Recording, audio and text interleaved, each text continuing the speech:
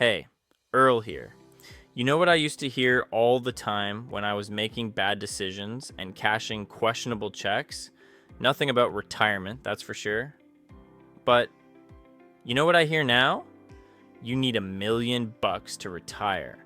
Every financial guy on TV says it. Every YouTube guru says it. Your brother-in-law, who drives a leased BMW, says it at Thanksgiving. You need $1 million, Earl. And for most of you watching this, that number makes you feel like you just got caught doing something you shouldn't. You look at your 401k, see maybe 50 grand if you're lucky, and think, well, I guess I'm working till I'm dead. Here's the thing, that's exactly what they want you to think. Scared people make financial advisors rich. If they can convince you that anything less than 7 figures means you're going to be eating ramen in a cold studio apartment when you're 70, you will keep working. You keep panicking. And most importantly, you keep paying their fees. But I'm here to tell you something. They don't advertise because it costs them money. That $1 million number, it's a myth. Not for everybody, but probably for you. If you've worked a real job and paid into Social Security like a sucker, I mean like a responsible citizen, the real number you need is likely half that, sometimes less. I'm going to show you what I call the gap calculation. It's the math the gurus don't do because it doesn't sell books, and by the end of this video, you might realize you're closer to freedom than you think. Here's what the $1 million myth does to people. It makes them give up. When you're making 60 or 70 grand a year, saving $1 million feels about as realistic as me becoming an astronaut. You try to do the math, but then life happens. The transmission goes out. Your kid needs braces. You get laid off because some guy in a suit decided to restructure. Eventually, you think, why bother? So you stop saving. And to make yourself feel better, you spend. You buy the big TV, the boat, the four-wheeler you'll use twice. Because if retirement's imaginary anyway, might as well have some fun now, right? That's not you being weak. That's you being lied to. The $1 million target exists because financial planners use what I call lazy math. They assume you got to replace 100% of your income purely from your investments. They assume your portfolio's got to do all the heavy lifting with no help from anybody. But in the real world, your retirement isn't one bucket of cash. It's a 3-legged stool. Your portfolio, Social Security, and a paid-off house. Let me show you how this actually works. First, we need a baseline. How much can you actually pull from your savings without going broke?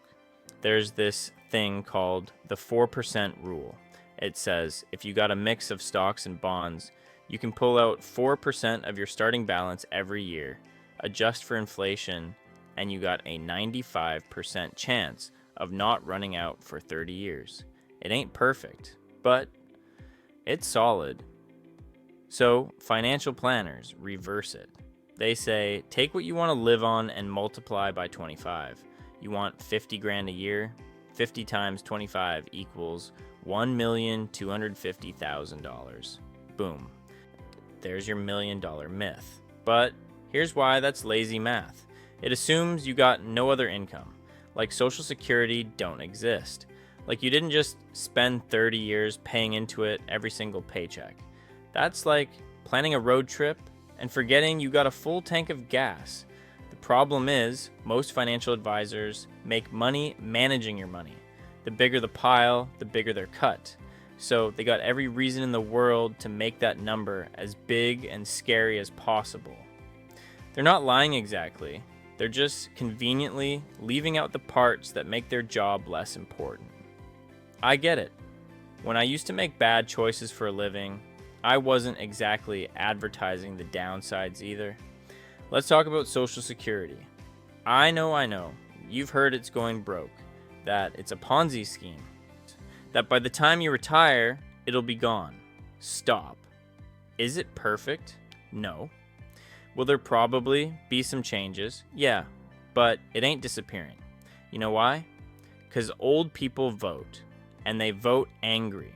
You've been paying into this thing your whole life. That wasn't charity. That was forced savings with inflation protection.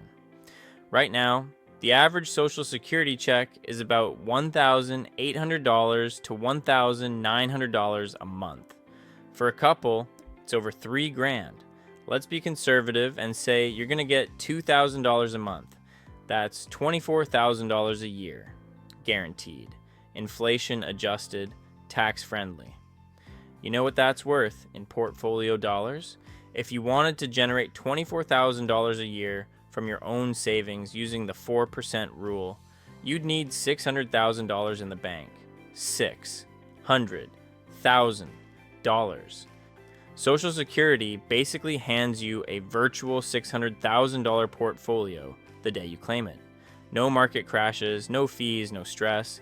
So when someone says you need $1 million to retire, ask them, before or after Social Security?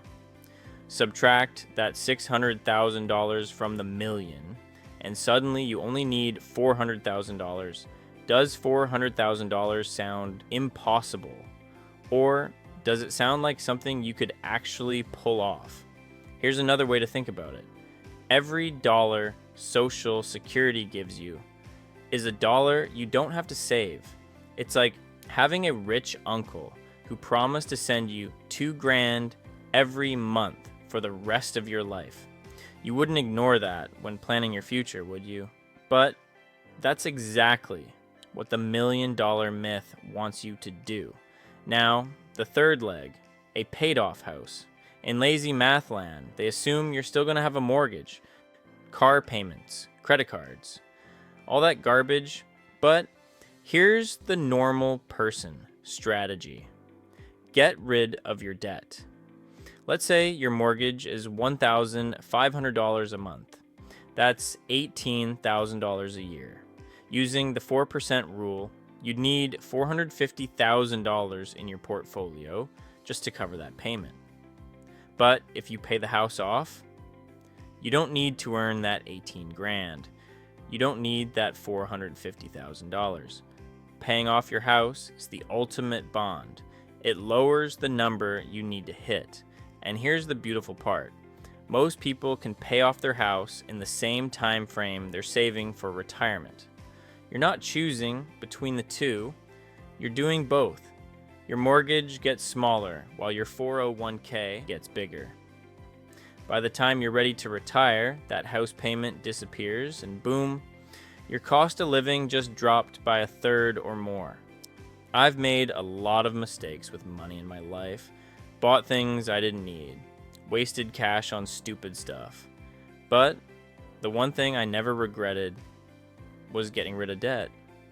'Cause debt is like carrying around a backpack full of rocks. You can still move forward, but man, it's a whole lot easier once you put it down. Let me introduce you to Dave. He's 55, works in a warehouse, makes $75,000. His back hurts, his knees hurt, and he's tired. He's got $450,000 saved, but he feels like a failure because the TV told him he needs $1 million. Let's run the gap math for Dave. Step 1, expenses. Dave's going to pay off his mortgage by 65. Without that payment and without work costs, commuting, lunches out, work boots, he can live on $4,000 a month. That's $48,000 a year. Step 2, Social Security. Dave checks his statement. He's getting $2,200 a month at full retirement. That's $26,400 a year. Step 3, the gap. $48,000 minus $26,400 equals $21,600. That's it. That's the only number Dave needs to worry about. Step 4, the 4% rule. 21,600 times 25 equals $540,000. Dave's got $450,000 right now. He's not halfway there. He's almost done. A few more years, maybe some catch-up contributions, and he's out. If Dave believed the myth, he'd work till he dropped. Now, he can see the finish line. And you know what? Dave's situation ain't special. He's not a tech millionaire. He didn't inherit anything. He just worked, saved what he could, and focused on paying off his house. That's it. That's the whole secret. The gurus don't talk about guys like Dave because his story doesn't sell courses. There's no drama, no crypto, no side hustle that makes 10 grand a month. Just steady, boring progress that actually works. Here's what I want you to do tonight. 1.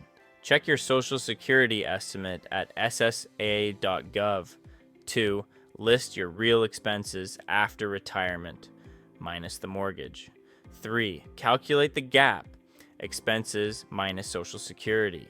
4. Multiply the gap by 25. That's your number. Not a million, yours. Freedom ain't flashy. It's quiet. It's no alarm clock.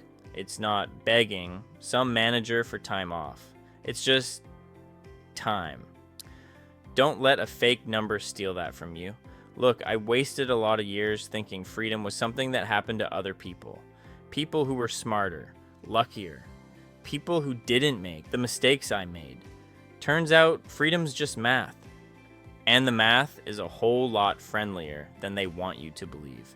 If you're going to run your numbers tonight, drop the word GAP in the comments. And if this video made you breathe a little easier, hit that like button and subscribe.